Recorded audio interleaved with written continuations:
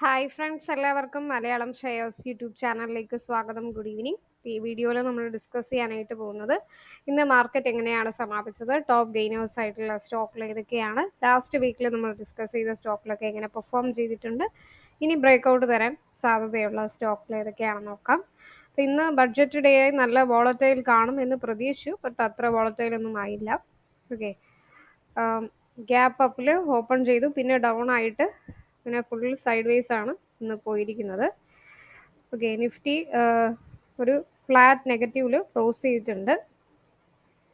അതുപോലെ bank Nifty നോക്കുകയാണെങ്കിൽ ആദ്യം ഒരു ചെറിയൊരു ഫോളിൽ ഓപ്പൺ ചെയ്തെങ്കിലും പിന്നെ അത് റിക്കവർ ആയി. പക്ഷെ നിഫ്റ്റിയുടെ കേസിൽ നല്ല വീക്കായി.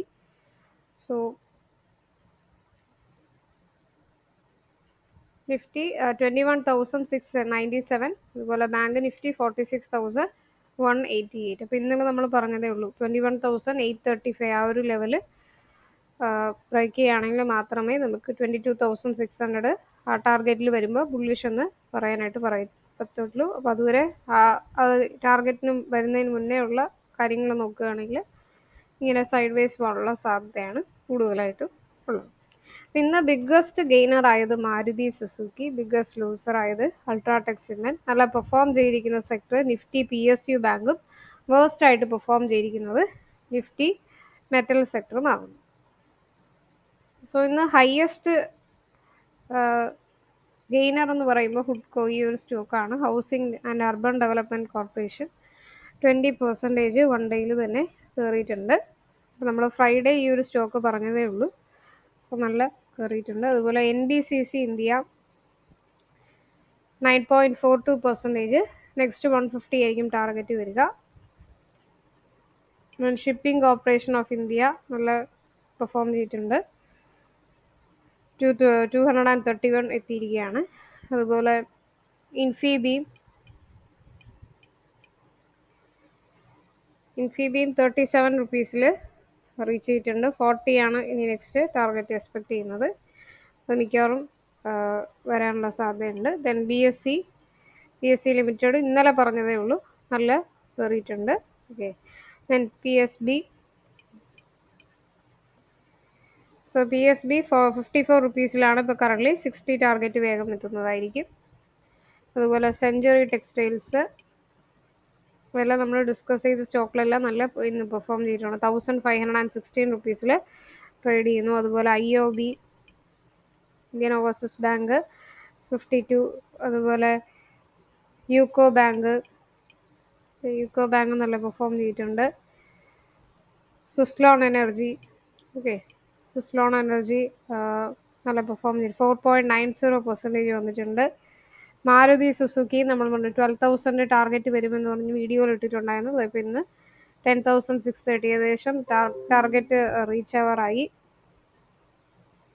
സോ ഇതെല്ലാം ടോപ്പ് ഗെയിനേഴ്സ് ലിസ്റ്റിലുണ്ട്. അപ്പോൾ ലാസ്റ്റ് വീക്കിൽ നമ്മൾ ഒരു 5 സ്റ്റോക്കിലാണ് ഡിസ്കസ് ചെയ്തത്. അപ്പോൾ ആ സ്റ്റോക്കിലൊക്കെ എങ്ങനെ പെർഫോം ചെയ്തിട്ടുണ്ടോ എന്ന് നോക്കാം. അതിൽ ഫസ്റ്റ് വരുന്നത് Ambuja cements. Okay, Ambuja cements 565 റുപ്പീസിൽ ട്രേഡ് ചെയ്യുന്നു.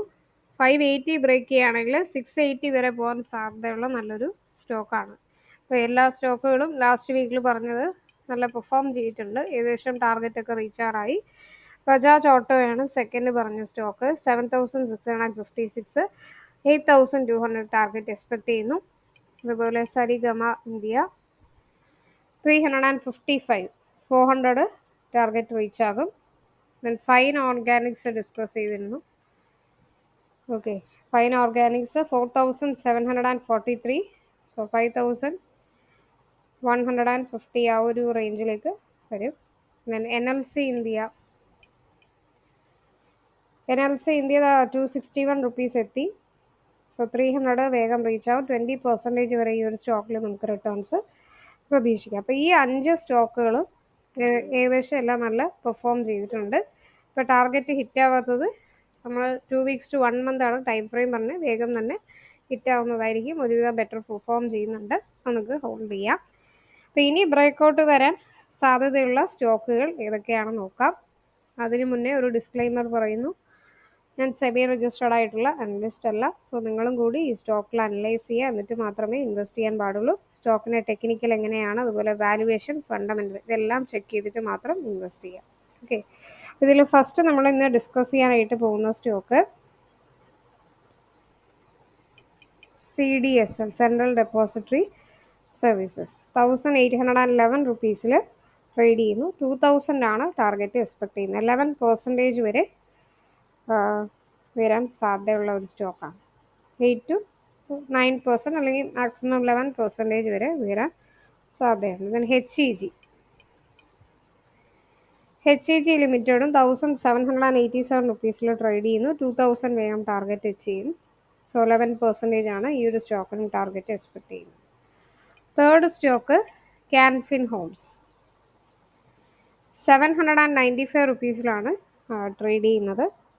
സോ 800 ബ്രേക്ക് ചെയ്യുകയാണെങ്കിൽ 910 വരെ പോകാൻ സാധ്യതയുണ്ട്. ഒരു horizontal resistance plus trend line break out form ചെയ്തിട്ടുള്ളതുകൊണ്ട് ഈ ഒരു സ്റ്റോക്ക് നല്ല പെർഫോം ചെയ്യാനുള്ള സാധ്യതയുണ്ട്. ദെൻ ഇന്ത്യ മാർട്ട് ഇന്റർമെഷ് 2560 റുപ്പീസിൽ ട്രേഡ് ചെയ്യുന്നു. സോ ഇന്ത്യ മാർട്ട് ഇന്റർമെഷ് ഈ ഒരു ഇ-കോമേഴ്സിൽ 4th പ്ലേസിൽ വരുന്ന ഒരു സ്റ്റോക്കാണ്. നല്ല ടെക്നിക്കലി നല്ല ബ്രേക്ക്ഔട്ട് തരാൻ സാധ്യതയുണ്ട്. 3300 വരെ ടാർഗറ്റ് എക്സ്പെക്ട് ചെയ്യുന്നുണ്ട്.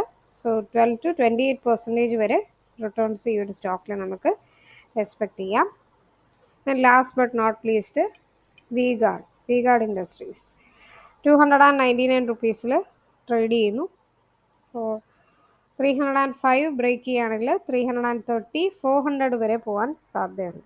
ഓക്കെ, സോ 10 to 30% വരെ റിട്ടേൺസ് ഈ ഒരു സ്റ്റോക്ക് പ്രതീക്ഷിക്കാം. ഇതല്ലാതെ PSU ബാങ്ക് സ്റ്റോക്സ് നല്ല പെർഫോം ചെയ്യാനുള്ള സാധ്യതയുണ്ട്. കാനറ ബാങ്ക്